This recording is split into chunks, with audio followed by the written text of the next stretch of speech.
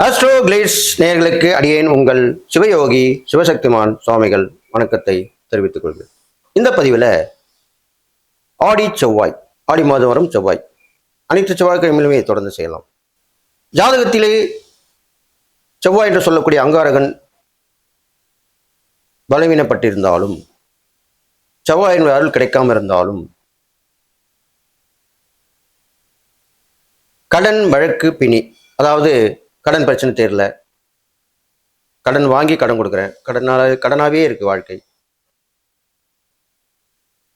வழக்கு இருந்தால் என்ன பண்ணுவோம்? கோர்ட்டுக்கு போயிட்டு வந்துருப்போம்.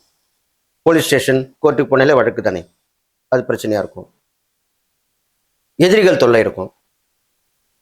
சில பேர் நேரடியாகவே எதிர்ப்பாங்க, சில பேர் மறைமுகமாக எதிர்ப்பாங்க. இதெல்லாம் தீரணும் இல்லையா? இதுக்கெல்லாம் செவ்வாய் பலமாக தான் இருக்கணும். அப்போதான் நீங்கள் அவர் படைத்தளபதி அல்லவா, அதனால அவருடைய பலம் இருந்தால்தான் எதையும் சாதித்து காட்ட முடியும், இந்த பிரச்சனைகளை தீர்க்க முடியும். அப்போ இதற்கு எளிய பரிகாரம் என்ன? அப்போ ஆடி செவ்வாயிலே அம்மன் வழிபாடு உகந்தது. ஆடி மாதம் அம்மனுக்குரியது. தட்சிணாயன புண்ணிய காலம் என்று சொல்லக்கூடிய ஆடி மாதத்தில் வரும் செவ்வாய்க்கிழமை அம்மனுக்கு விரதம் இருக்கலாம், அம்மன் வழிபாடு செய்யலாம், குலதெய்வ வழிபாடு, இஷ்டதெய்வ வழிபாடு, உக்கிரமான தெய்வ வழிபாடாக இருக்க வேண்டும். வாராகி அம்மன், காளியம்மன், அங்காள பரமேஸ்வரி, பிரத்யங்கரா தேவி, கருமாரி அம்மன், இப்படி உக்கிர தெய்வங்களாக சொல்லக்கூடிய அம்மன் வழிபாடு மிகவும் நல்லது. காலையிலே வீட்டிற்கு அருகாமையில் உள்ள அம்மன் கோயில் சென்று வழிபட்டு,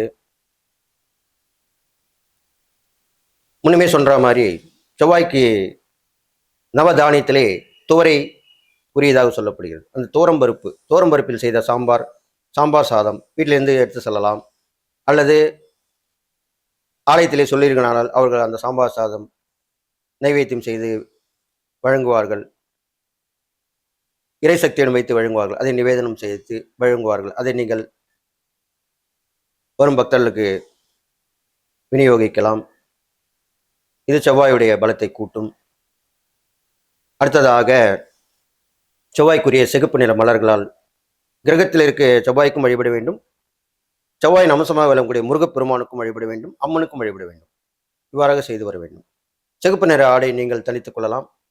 அவ்வாறாக ஆலயங்களுக்கு வஸ்திரம் சார்த்த வேண்டும் என்றாலும் சிகப்பு நிற வஸ்திரங்களை சார்த்தி அந்த செவ்வாயுடைய பலத்தை பெற்றுக்கொள்ளலாம். பெரும்பாலும் ஆடி செவ்வாய் ரொம்ப விசேஷமாக தான் இருக்கும். வெள்ளிக்கிழமை, ஞாயிற்றுக்கிழமை எப்படி விசேஷமோ அதே மாதிரி ஆடி செவ்வாயும் விசேஷமாக தான் இருக்கும். பெண்கள் படையெடுத்து வருவார்கள். மாங்கல்ய பலத்தையும் தரக்கூடியவர் செவ்வாய் பகவான். அதனால் பெண்கள் அதிகமாக வருவார்கள். அப்பொழுது இது செவ்வாயுடைய அருளை பெற வேண்டி நாம் இவ்வாறு செய்து வர வேண்டும். அடுத்ததாக செவ்வாய் படைத்தளபதி என்று சொல்லியிருக்கேன் அல்லவா? அப்ப செவ்வாய்க்கு காரகமாக விளங்கக்கூடியவர்கள் யார்? காவல்துறை, இராணுவத்துறை, மிலிட்ரி, ஆர்மி சொல்றோம் இல்லையா? அப்ப அந்த இராணுவ வீரர்களை நாம் பார்க்க நேர்ந்தால் அவர்களுக்கு உதவி செய்யலாம், அவர்கள் ஏற்றுக்கொண்டால், அல்லது அவர்கள் குடும்பத்தினருக்கு உதவி செய்யலாம், அவர்கள் சற்றே வறுமையில் இருந்தால்.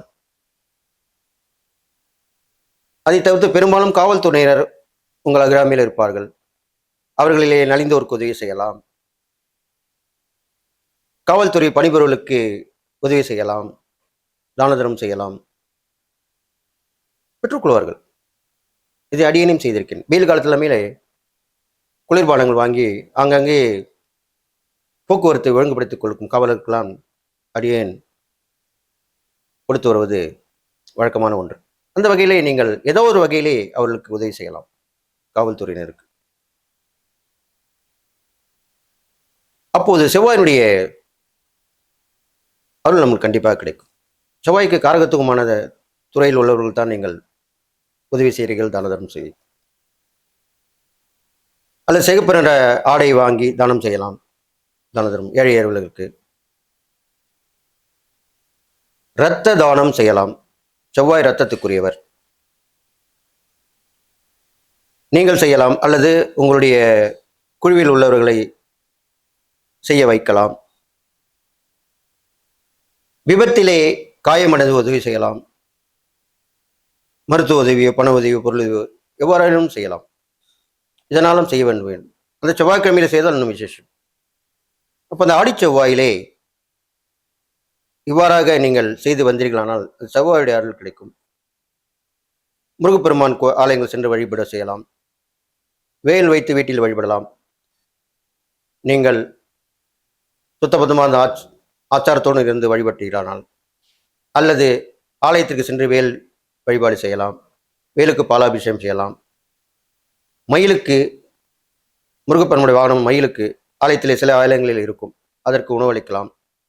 இவ்வாறு செய்து வந்தீர்களானால் செவ்வாயுடைய அருள் கிடைத்து